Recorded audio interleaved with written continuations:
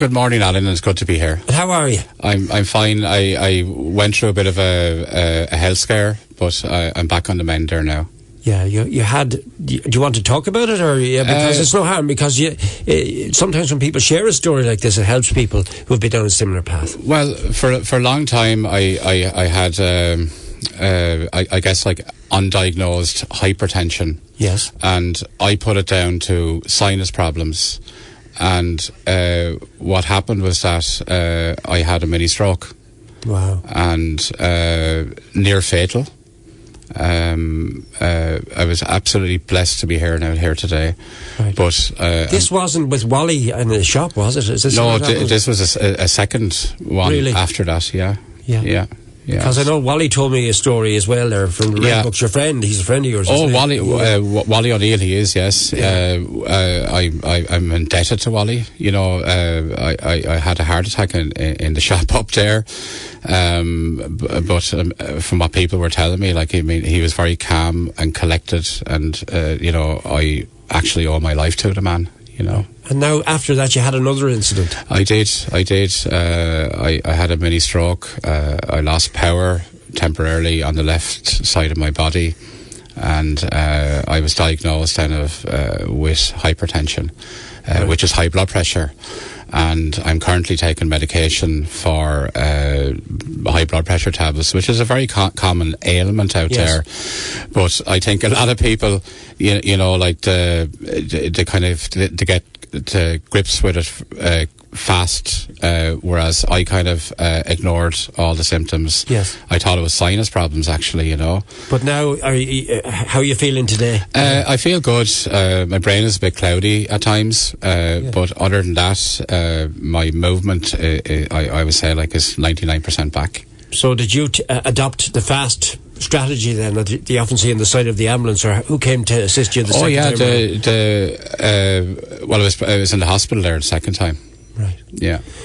That shows once again the importance of having your own hospital, doesn't it? Yeah. Well, the incident in Red Books, you know, like the fast ambulance came down, and of course I was given, you know, like the various treatments there, and I was told I was 40 minutes, you know, before I was brought to the hospital, you know, and they even told me in the hospital my blood pressure was extremely high, and I still kind of ignored all the symptoms. So part of the problem is probably down to not listening to doctors, you know.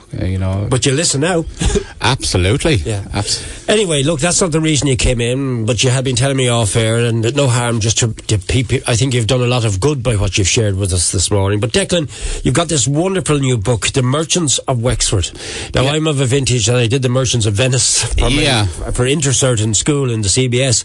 But The Merchants of Venice, Wexford, I should say, what is this? Well, basically, I'm 49 years of age now, and since I was a teenager, you know, I was always interested in, you know, businesses. And when I got into my 40s, like, I kind of started to concentrate more, and I've researched over 50,000 businesses that have existed throughout County Wexford over the past 200 years.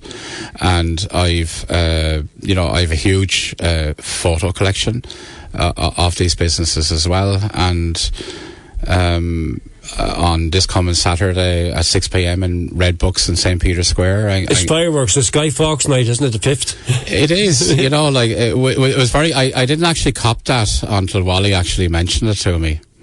So what's on the front cover of the book then? Because this one is interesting. Who were the merchants? I think instinctively of Staffords, wouldn't you? Were they one of them? Well, Staffords were and still are one of the biggest merchant families, not just in Wexford now, but also in Ireland. You know, like, the present business to have is comprised, you know, of Lifestyle Sports, and of course Stafford Fuels, and the fuels part of it, like, they're still importing coal, you know, into Ireland, and they're, to this day, like, they're the largest independent solid fuel importer in Ireland. And does your book, like, directly over your shoulder and over Brona's shoulder is Wexford Quayfront, the old wooden work, etc. Does a lot of your book kind of capture what was going on over the last century or so on that quayfront? Yeah, well, talking about the quays, like the beginning, you know, from the 1830s is when they started to basically reclaim land from the sea to extend the quay and build a roadway.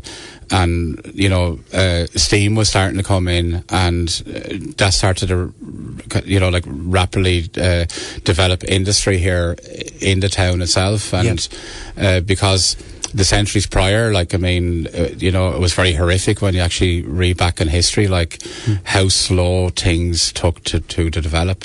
Yeah. And so your research then, does it take it just around Wexford, or does it take it beyond Wexford? It's all over the world at this stage. Is it really? Yeah. Like, I mean, if you look at the Stafford business, like, you know, at one point they had a 36.2% interest in a company it's located on the Thames, ICOS storage, you know, and it's one of the biggest oil storage facilities in the world, and it fuels Heathrow, Gatwick and Stansted airports, and they sold out of that business now, you know, a little over, I guess, like 16, 17 years ago now. But that was a massive, huge facility. They were also involved in, you know, tanker shipping. The late James Stafford, who passed away in 2015, I personally knew him. Yes. He was from Mulgannon, like myself. He would have been in school with my father. I used to go up to see him in Dublin when he lived in... Your dad, Councillor Padraig. Indeed. Alderman Padraig. Indeed, yes. And, you know, James used to ring my father, like, to ask him when I go up to see him and whatnot. And I used to travel around Dublin.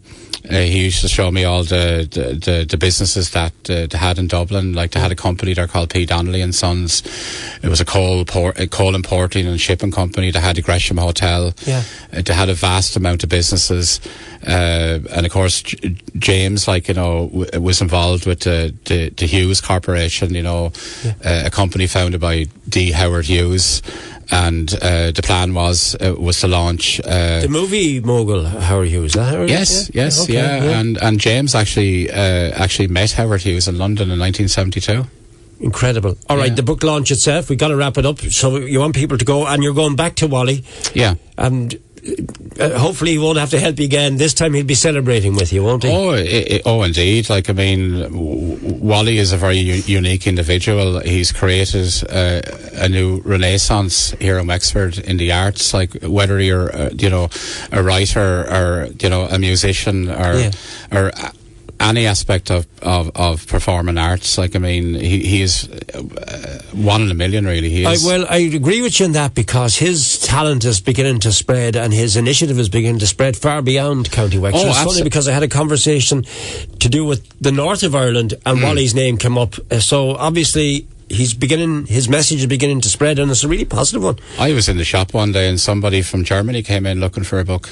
They'd heard about Red Books. There was another day, there was a lady from Wales actually travelled over on the ferry to get a Pacific book. Wow. You know, and because he sells very, very rare books as well. Like, you know, like, there's new, there's old, and there's antiquarian books, and the antiquarian side is mostly Kieran O'Brien books. Yeah.